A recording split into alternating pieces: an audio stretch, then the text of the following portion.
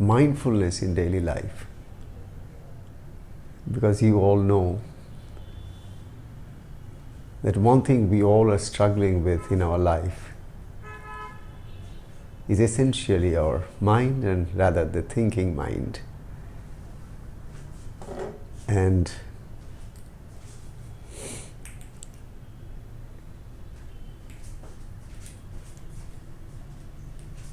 what most people find difficult in life is how to control the mind. Knowing fully well, intellectually, as to what are the things for which someone is unhappy.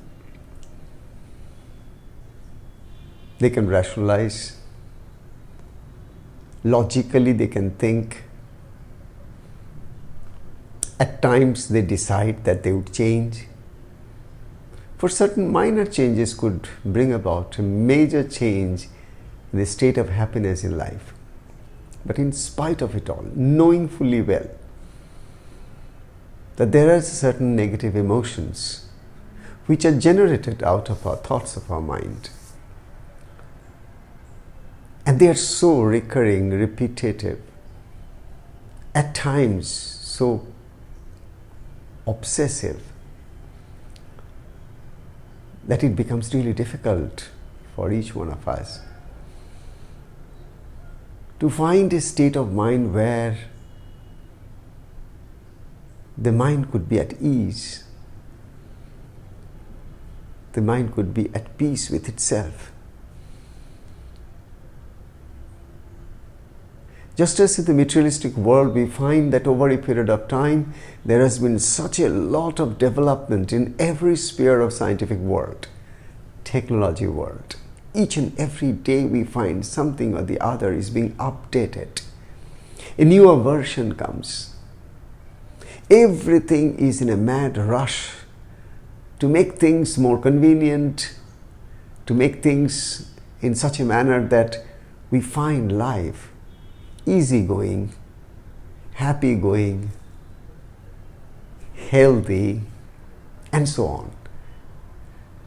But ironically enough, we all know that on one side, as the technology and every other comforts and conveniences of life are continuously being looked after, improved, upgraded, offered to us at a very economic price, affordable to all. But in spite of it all, a large mass of population all over the world are truly struggling to keep their mental poise.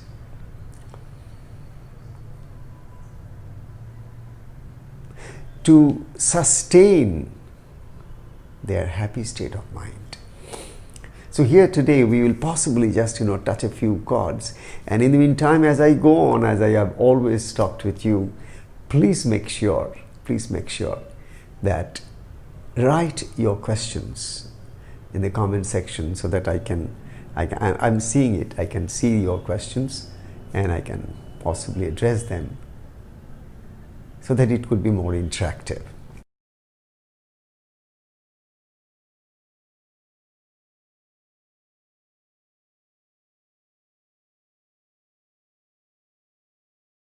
When we are talking about how do we take care of our mind, the most common word that is being spoken globally all over the world is mindfulness. How we could keep our mind and body aligned together. Because you will just instantaneously feel that if you can bring your mind to your body, to your breath, to your inner vibrations, in a few seconds' time you find that there is some change in you. Emotionally, you are not the same. Intellectually, you are not the same. Biologically, physiologically, physically, you are not the same.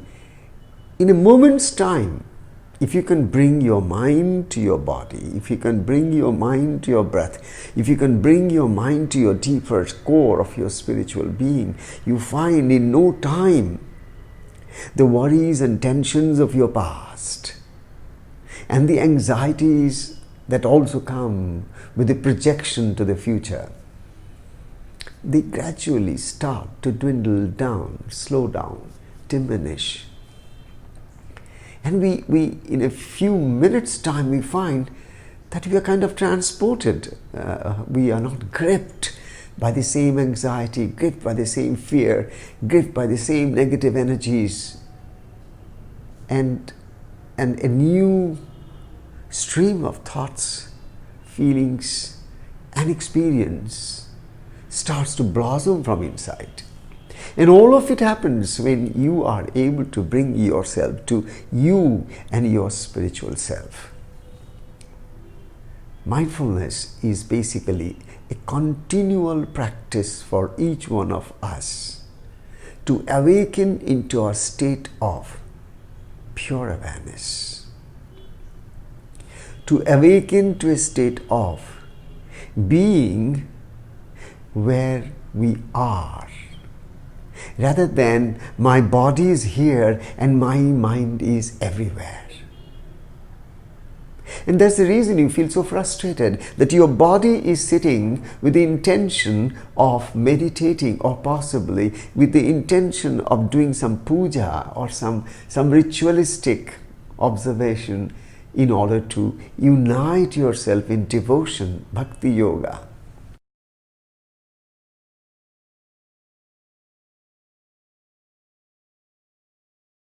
Or even if you are trying to bring your mind and your intellect together to a state wherein you can do Atma Vichara, that means self-awareness, self-actualization, self-realization. If you want to do that, even to do that, you find that you are not able to do it because your mind doesn't cooperate with you.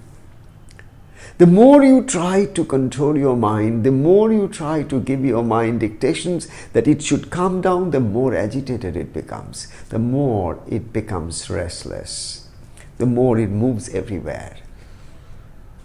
It's all because all our practices have been objectively oriented, not subjectively centered. Everything that comes before our eyes and all our sense perceptors are objective to my I consciousness, objective to my witnessing consciousness, objective to who I am as an Atma inside of me. Everything is objective to me, separate. So the moment we are trying to be mindful is basically trying to just be there. For example, one of the major problems that we all have to begin with, I said, is our thinking. How think rightly? How can we think positively? How can we think in such a manner that we don't regret, we don't feel our self-esteem falling, we don't feel that we are wasting our time, we don't feel that we are killing time? The mind needs to be put into such a way that it can continuously uplift you, upgrade you, and take you to a realm where you are at ease with yourself, at peace with yourself, in tune with your inner spirit, which is at ease, at peace perennially.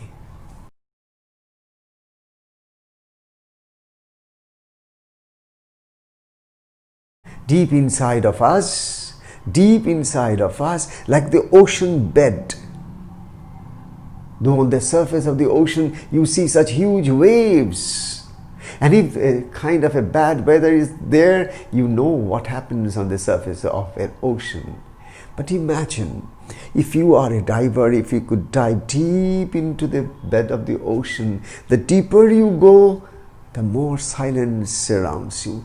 Deeper you go, the whole vision changes. Deeper you go, you find that you are able to be absolutely in a still state. So this entire concept of the ocean, the waves, the storms, the bad weather, but deep inside in the core, in the deeper bed of the ocean, there is such tranquility, such peace, such quietness, a different world altogether. You can take the same analogy here, and you can just imagine this body of ours. The thoughts could be from any directions coming to you, from any of the past memories or any of the problems that you project and then suffer out of your apprehension, which we call as anxieties and fear and sadness. All of it is on the surface mind. It's all coming from our subconscious layers of mind, from where it's just coming to the surface and appearing before our mind. And we are engrossed with them. We are continually clinging to them. And we are continually trying to work with them to make it fit into what we expect. But we find it is so difficult. Subconscious mind is difficult to be controlled, to be managed, to be altered, to be reorganized. But only when we try to bring our mind to our breath, only when we try to bring to our deeper core, our witnessing consciousness within us, the more conscious we become of our consciousness, the more mindful we become of our mind, its thoughts and feelings, more mindful we become our body and its body's movements, activities, the more conscious we become for every little thing that we are doing day to day in a daily chores of life, it gradually we develop a skill in the brain, and that is what can be called as a mindful state of mind.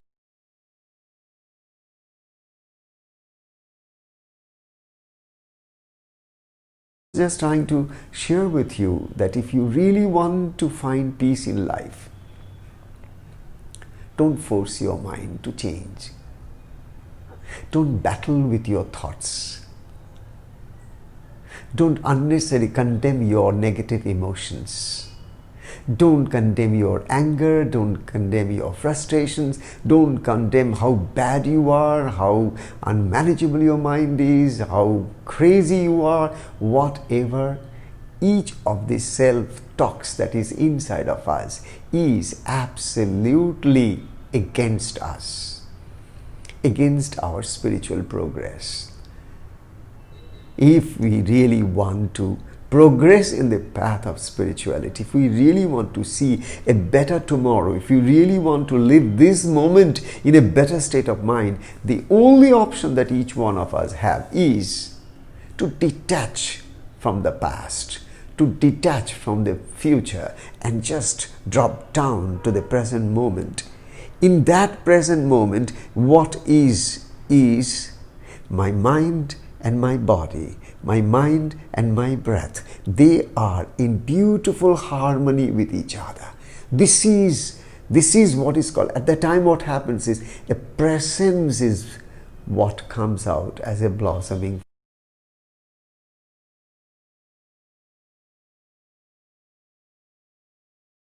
Your presence is there.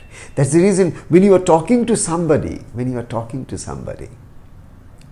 if you can tell that somebody, look, I am here for you. I'm just listening to you. You are everything at this moment of my time. For the next few moments, we are together, and during this, we want to make the best use of togetherness. It's not that you are sitting in front of me and I'm talking to you, and back of my mind I'm talking to the world of all other past and future stuff. No. When I sit before you, when I'm talking to you, I give all my attention, my focus, and my love and my presence, everything to you, just to prove that you are all important to me at this moment. Just as for each of the work that I do, if for each work I say, hello my work, this work that has come to me this moment, please try to note Mr. Work, you and I, we will do the thing together the best possible without worrying about the future and results. Just being in the present. What blossoms is your presence. But the challenge is to bring yourself to the present. You can't. You can't do it overnight. It's not possible because we never tried for it. We never trained our brain for it. We never trained our mind for it. We never trained our body for it. You find that if you sit to do your meditation, your body will start to itch at some place, and next you take care of that, it starts to itch in another point.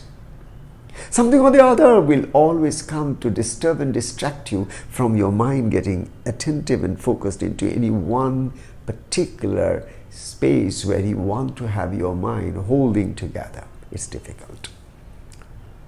But it is not difficult. It's not difficult provided you and I, all of us, if we just resolve first. Do we really want peace in life?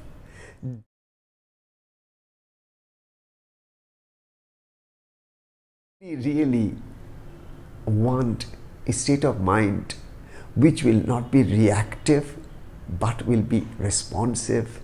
Do we really want a life where there will be true love which will not be contaminated by conditions, notions, concepts, ideas, and each one of them may conflict with whatever is in front of you? As a result, your mind is clouded. Your mind is already misty, foggy. You are not able to see things clearly. You need a calmer mind, a slower brain wave. Only when your brain wave gets into a slowing mode, your mind also starts to calm down. And when your mind calms down, what happens is that your body starts to get completely relaxed. Or when your body gets relaxed, your mind also starts to gradually calm down. And when your body is relaxed, your mind is coming down, and your breath is rhythmic, is in harmony. And then magic happens. What's that magic? You suddenly, before you could even think about it, you suddenly drop into a state of stillness, of silence. Mind you, it could be just for a few seconds, but I want to share with you these few seconds of your awareness of silence. Please try to note this word. These few seconds or the few moments of your awareness, that what happens when your mind is not thinking randomly, erratically, madly, chaotically, but is just quietening and is calming down. And it's so beautiful. It's so beautiful.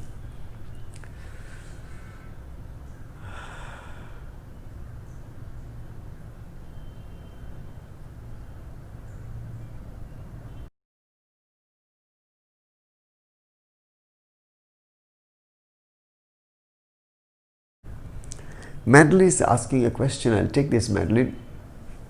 That when I try to do my meditation, past memories come and I find it difficult to be present.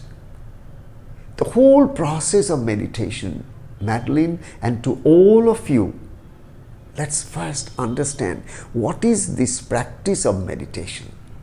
Once we are very clear with this particular concept, if we can even understand this with our mind, with our intelligence properly, as to what is this entire practice of meditation, practice of mindfulness, you'll find that this is nothing but to gradually, like a child, like a toddler, we are trying to learn to stand on both of our legs. We are trying to just balance ourselves.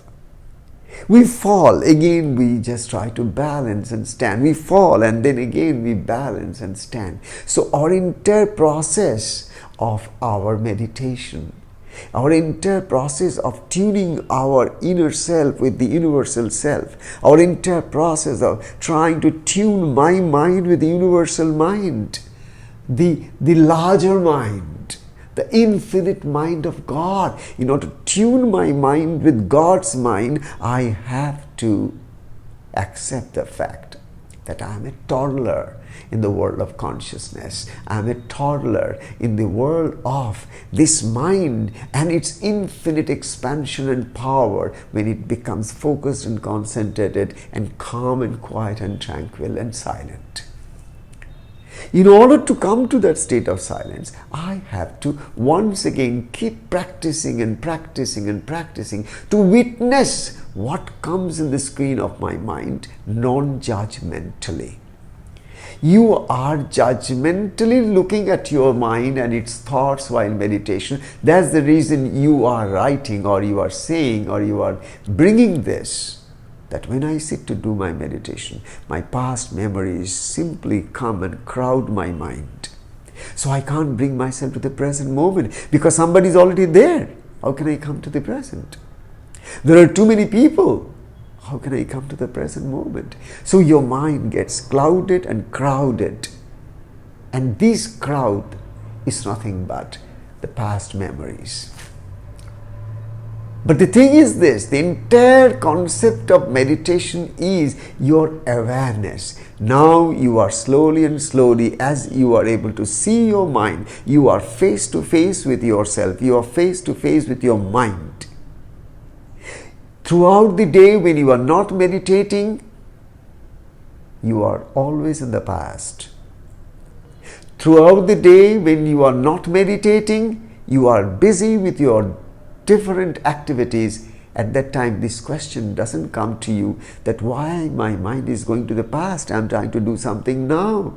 Why I'm not able to come to this moment to do this work and be here and at the same time be aware who is the true doer. Am I doing or my pure consciousness is manifesting as some doings? This whole concept of being aware of our awareness, the whole concept of being conscious of our consciousness, the whole concept of being I and myself in beautiful harmony and tuning, that doesn't happen throughout the day. At that time, you never question yourself, nor do you question anybody. Why I am distracted all the time? Why my mind takes me for a ride? Why at time go through a roller coaster in my own mind? Because I've already allowed the past miserable memories to come and occupy my mind space and rob all the peace of my mind in the present moment. And I'm sitting here. I have nothing to do with those old memories. They're all dead, gone, past. But yet at this moment, I have lost my present. I'm in the past and worried and tense about the future. So the need for mindfulness, the need for meditation will become more and more and more globally all over the world. I tell you all, the need for mindfulness, the need for meditation, the need for God, divinity will become more and more and more in a very open, liberal way, in a very spiritual way, I'll say. As we go through this phase of evolution of the consciousness globally, this pandemic is still having its grip. All over the world, people are still struggling to come out of it, with vaccine, minus vaccines, whatever it is. But you all know, connected to this whole thing, the global situation is that there is a stirring going on. And I see it as a transition of the phases of the consciousness. In order to move from the old to the new way of life, thinking of life, viewing life as it is, there is a need for the old to go and the new to be ushered in. And this is a transition. We are lucky enough to be in a phase we are able to see this transition happening all over the world. We are gradually being prepared for a higher life. You are lucky that you have found time today evening to come sit and possibly participate in these particular discussions, wherein we are trying to evoke, we are trying to inspire ourselves to understand the mystery of this world with so much of miseries on one side, and at the same time there are people who are just deep in meditation, deep in spiritual pursuits, deep in such a beautiful, compassionate, loving, empathy life that they have no complaints.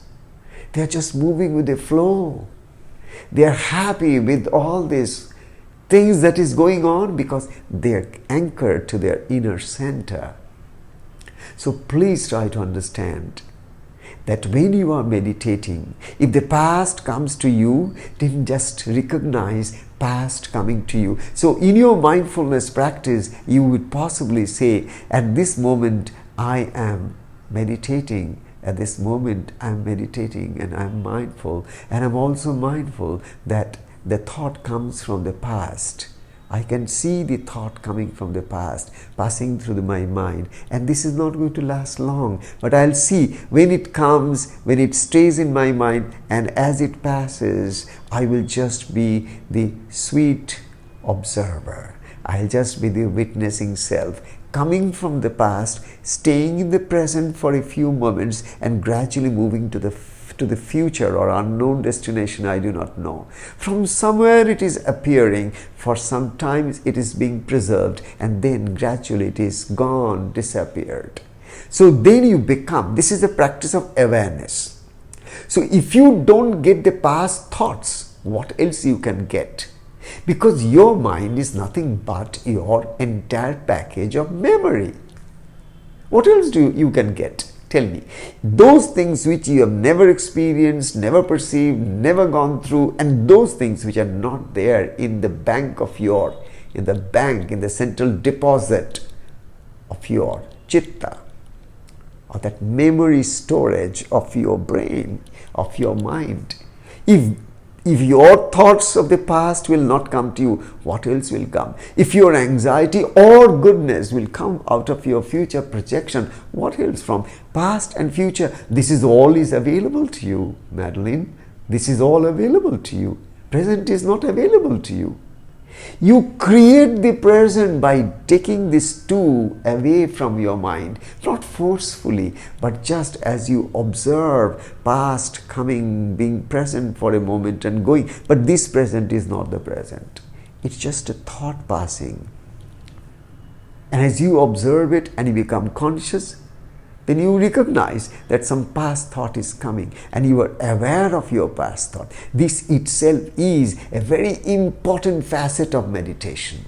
To allow the past to appear before your conscious plane of your mind, where your observer self is observing like CCTV. Like that closed circuit TV, it is observing, so every movement is being observed. So here your awareness is open, you are just seeing some past things is coming. It may be disturbing, it may be painful, it may bring about certain thoughts and certain feelings very uneasy to you. Doesn't matter. Even become aware of everything happening in your feeling state, what those past thoughts coming into your mind, what kind of feeling it is generated in your body. So you become conscious of your body and see the feelings, what's happening in your body. If the anxiety is catching you, what's happening to your body? If anger is happening to you, what's happening to your body? You start becoming very, very subjective observer of the objective things happening in your body, in your thoughts, in everything around you that is surrounding you. So this entire process is the process of mindfulness practice.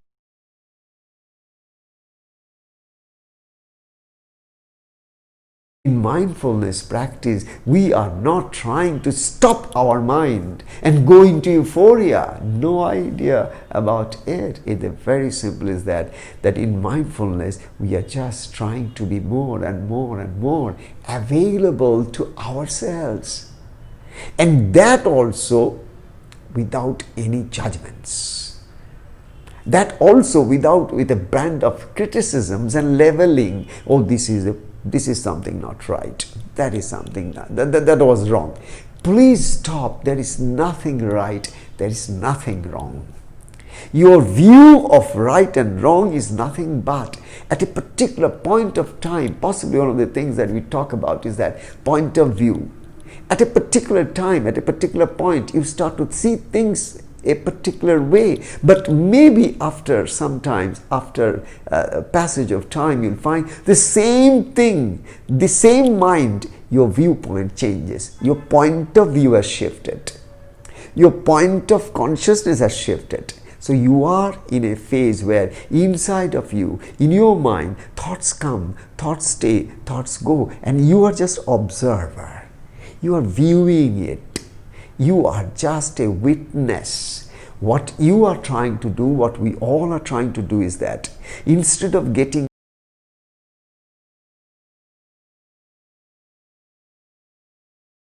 completely mesmerized by the objective world and start to change it to our favor, we are being mesmerized by the TV, the media, the screens, and everything around us. And we are crazily driven by the objective external forces into our brain, and we do not know how to manage this brain, how to manage our mind, forgetting we are the ones. We are feeding the mind with all that junk stuff day in, day out.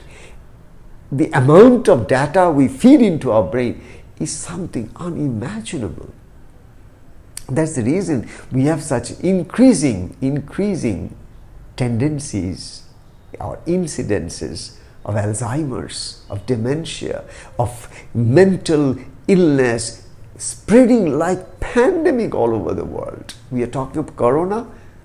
Take proper statistics, you'll find how many people are consuming antidepressant pills every day. How many people are consuming tons of pills in order to have a quiet sleep at night. They can't even rest on their natural sleep cycle is gone.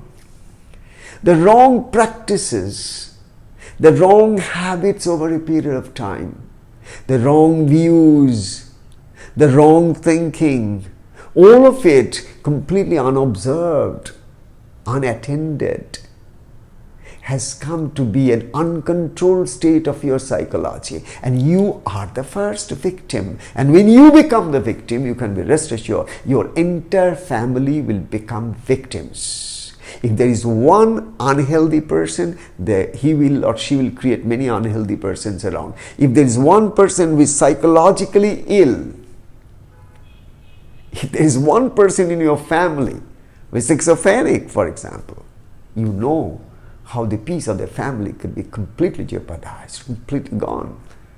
Because that person, that lady or that gentleman is not able to see things as they are, continuously imagining and hypnotizing and mesmerizing with thoughts and ideas. Crazy. But that's crazy to you, not to the person, because that person thinks everything is right. Whatever he is seeing or thinking or hearing is all correct. Everything else is useless. So the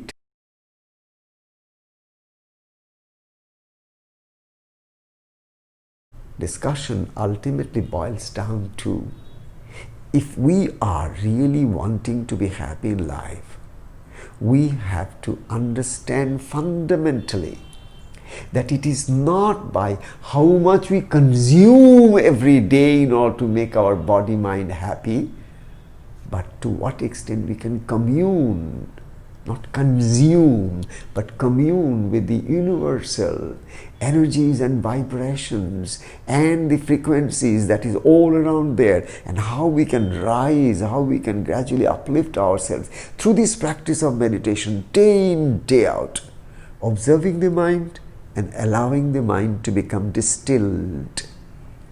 Observing the mind and allowing the mind to be gradually purged of all its dirt and drosses and the clutters that are stuffed inside of it. The more you can declutter your mind, the more you can de-hypnotize yourself, you'll find your life completely it becomes metamorphosed. It just transforms until you transform your life with your efforts, with your self-help.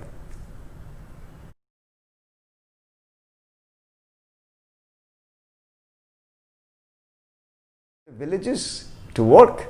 For last 30 years, I have been working on self-help group for women in the villages to bring them a complete social, economic transformation in the villages. Where previously the whole village was in the grip of these shylocks, these moneylenders, these shuckers. And today the self-help group, they have their own money in their bank, they're learning different vocations, they understand that they have to stand on their own feet. That's exactly what I've been talking to them. I said, as long as you just ask for some doles from me and my organization, you are not doing anything other than saying to me, Baba, did you bring the crutches for me because I cannot walk? I give you the crutch and I make the money out of it. But I have not come to you, my dear, to give you crutches to walk, because I can see with my own eyes you have strong, solid legs to walk, hands to work, earn your own bread, and bring more dignity to your own spirit self. So my entire process of last 30 years of work in the villages, slums, anywhere, everywhere for the poor and poverty-stricken people was not to do charity after charity after charity. I was only bent upon creating a mindset where they trust their own self-ability, so that they could say like what they are doing today. I remember when I first went in 1988, 89, 90, in those years to the villages, and I told them, you have to just save, put together your little money and save that for 6 months, and then we'll put it in the bank, we'll open a bank account in you. They didn't even see the bank at that time. There was nothing like bank. There was nothing like savings in the village. There was nothing like a saving for any family. Any disaster would be just money lender and further disaster. But look, as we created the awareness, as we created the education needed for it, as we made people become more and more aware that, well, they can also do things and not only live by asking for alms and begging. Which NGO will walk into the village and will just dole out? No way. So our mission has been to bring about, our vision has been to bring about self-awareness. Of course, for poor and poverty-stricken people, the self-awareness has to first come on a very physical level, in a very physical level, not a spiritual level, physical, because they are struggling for a bread a day. They are struggling to feed their children. They are struggling to make their both ends meet. That being the real challenge for them. You just don't go and talk to them about your scriptural knowledge or your spiritual stuff. What you try to do is that give them training by which they can just manage their body, they can manage their finances, they can manage their family, they can manage their children, everything on their own, just by following certain methodology which will be offered by us, where we connect the resources to that particular village, bring in the different resources that are available, which these poor villagers, due to their lack of education, may not be knowing. We educate them to connect the different resources and pull them together to the village, and then thrive together as a whole village to rise, each family looking after the other. It's not that each family dying in itself, each family looking into the other. It's like a beautiful family, harmonious unity consciousness. So please try to understand, I gave so much of importance to this one word, self-help. To me, there is no alternative to self-help for anything in life that can be sustainable. Charity is never the answer. Self-help is the permanent answer for any ills of any society, individually and collectively. So with this, my humble request to all of you is that please try to bring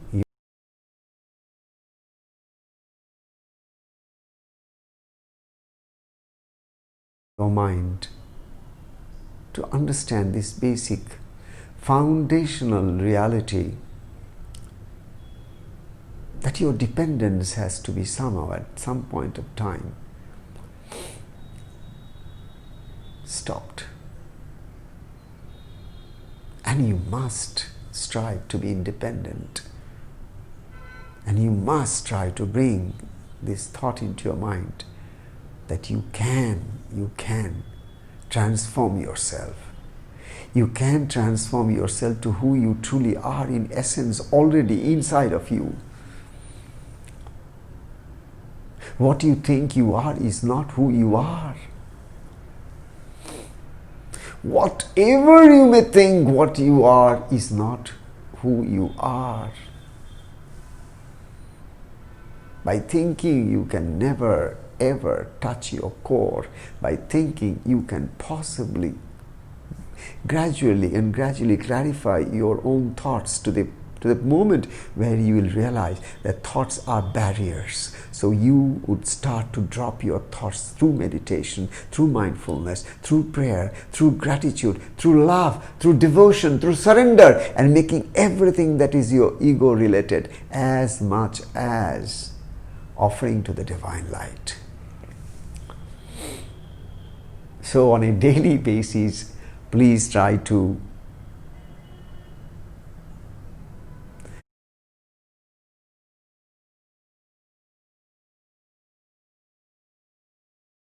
Mila is asking, Baba, one question. Is it okay to meditate with open eyes? I can control my mind better if I watch my beloved Baba Loknath. Okay. Who told you that that meditation has to be always done with the closed eyes? First thing first, if you have an object of meditation, like in this case you have Baba Loknath as your master who is in front of you, and if with open eyes you can just meditate upon his non-blinking eyes, if you can meditate upon his lotus feet, if you can meditate upon his wonderful formless form of divinity, the radiating light of your master, with open eyes, if you can bring your mind more into your master, then obviously you can be rest assured that what is going to happen out of it is that you are gradually calming your mind down into a state of tranquility. That's the whole purpose. That's the whole purpose. So it is very individualistic. I want to tell you all, it's very individualistic. Each individual has to charter his or her own path in the path to spiritual freedom. Once again, I want to tell you, each individual, constitutionally, you are different from others. Constitutionally, you are different from your husband, your children, your everyone known, your kith and kin, friends, everybody in this world. You are constitutionally, individually, you are unique piece in this world. With your uniqueness, try to understand the uniqueness of the demand of your own prakriti or your own inbuilt nature inside of you. Once you start to find your own nature and its own tendencies and where it is really moving toward, then gradually you can direct and channelize your energy according to the movement of your prakriti, that is your nature, towards that particular coveted goal of your life. So if you are trying to meditate upon the divine form of your master, then you can meditate with open eyes, or you can meditate with closed eyes. And you will see, a time will come, you'll start meditating with open eyes, a time will come automatically as the mind, as your brain slows down in the process, as your mind becomes calmer and calmer, as your body gets more and more relaxed because of that particular open-eyed meditation, you'll find after a time, automatically, the eyelids will automatically close in its natural process. because then you will not take any vibrations from outside through your eyes anymore, because whatever is given in, the brain has to process it. So you shut down your eyes, because when you shut down your eyes, you are shutting down billions of bytes of information, data that goes into the brain, and the brain has to work upon it. With your eyes open, you are at 180 degrees, available, whatever is around you, everything is bringing its own vibrations into your brain, and that needs to be processed in a huge supercomputer that the brain is. And imagine, that would definitely bring about a kind of a brain wave which is not your goal. Your brain wave needs to be calm. So when you close your eyes, relax your body, bring your mind to your breath, breathe and breathe and breathe and breathe, and then become available to your calmer, quieter breath. And you are there. You're just there.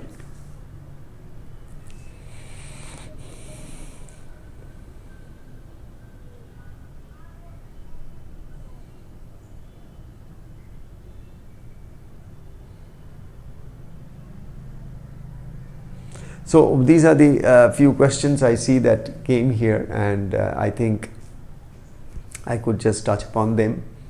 And before we take rest of you,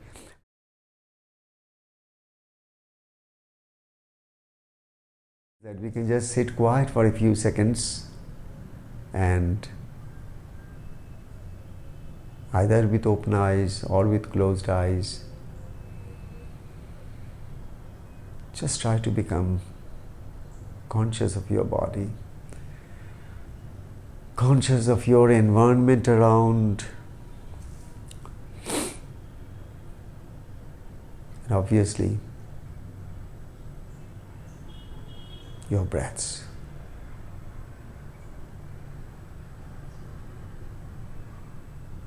As I said, meditation is a practice. As a practice, mindfulness as a practice is just sharpening our attention to the object of our meditation.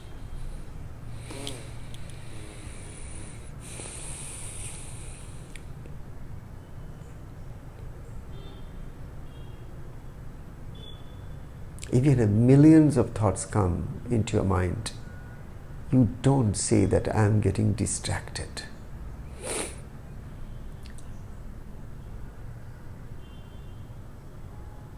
At any point of time, mind can only do that which the mind has been trained to do. So in meditation, don't sit to find fault with your mind. In meditation, you sit to appreciate and love your mind by sheer observation. Take a deep breath, please. And exhale.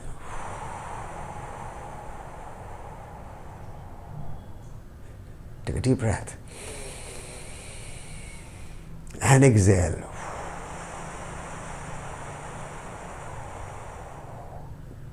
Inhale. And exhale.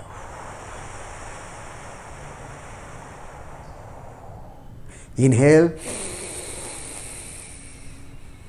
and exhale. Inhale and exhale.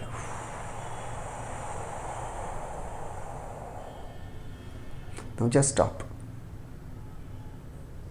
Allow the body to breathe for itself. Just let there be silence. No breathing, no inhalation, no exhalation. Quiet observation of the stillness of your breath as long as you can. And then breathe out.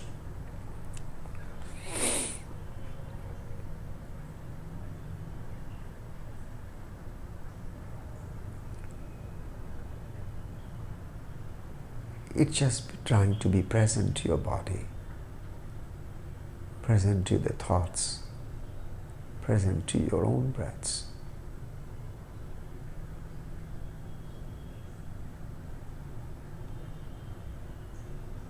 Smile to yourself. Let meditation be more an act of playfulness, of smiles. It's not a serious act. Just smiling and appreciating this whole process of you're playing with yourself. You're playing the lower mind with the higher mind, the instinctive mind with the intuitive mind, the individual mind with the universal mind. It's a beautiful play. Take meditation as a play. And it will be such a joy to you one day. May not be today, but at some day. But my process is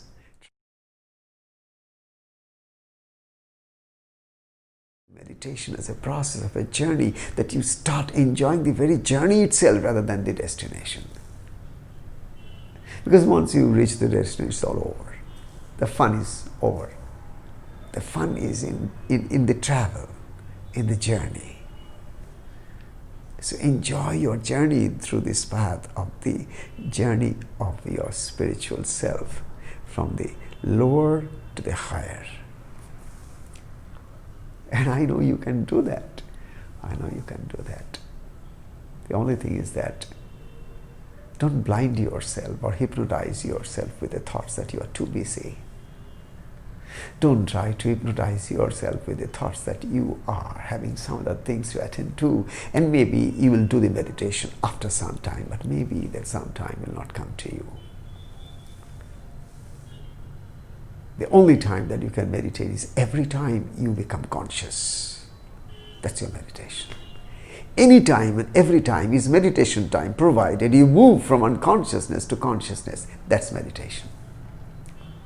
Anytime, every time, anywhere, everywhere, the moment you unplug from unconscious repetition of your mind, habits, patterns, unhappiness, miseries, past, future, the moment you can unplug even for a few split seconds, wow, you have touched base with your core, your being, and instantly you are blessed.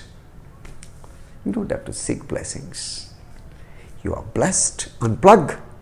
Plug in. You are blessed. That very moment. Just relax. Enjoy. Enjoy these moments.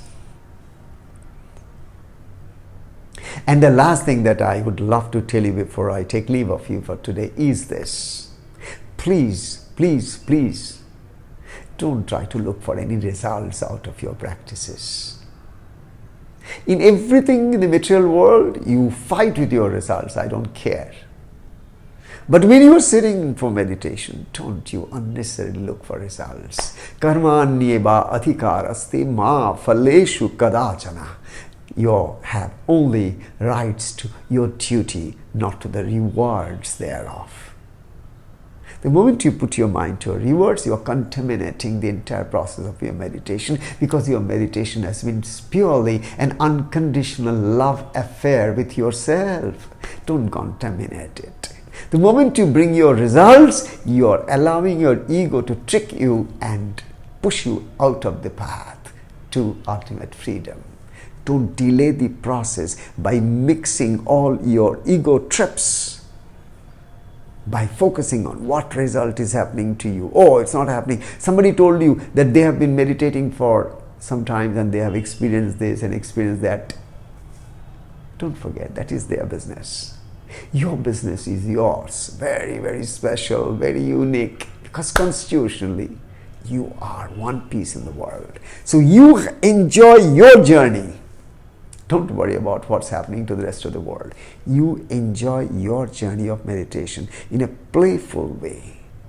And every time you unplug and plug in, unplug and plug in the workplace, at home, while busy doing many things, you are mindful. And when you are mindful, you are joyful. When you are joyful, you are in tune with the universal truth. Om Shanti. Om Shanti. Om Shanti. May all be happy. Sarve bhavantu sukhinah. Sarve santu niramayaha. Through this practice of awakening to a mindful state, may all have healthy mindsets. That's the only way you can have family peace. Healthy mindsets can only give you family peace, nothing else. No money, no deposit, no bank, nothing. You may have everything, but nothing will work out if you don't have the right view, right thinking, right mindsets. So, sarve bhavantu sukhinaha, sarve santu niramayaha. May all be healthy. Sarve bhadrani pashyantu. May I not gossip. Who is wrong? Who is doing something bad? Oh, that fellow, I know. Get out of this rubbish. This nonsense of being overboard critical about others.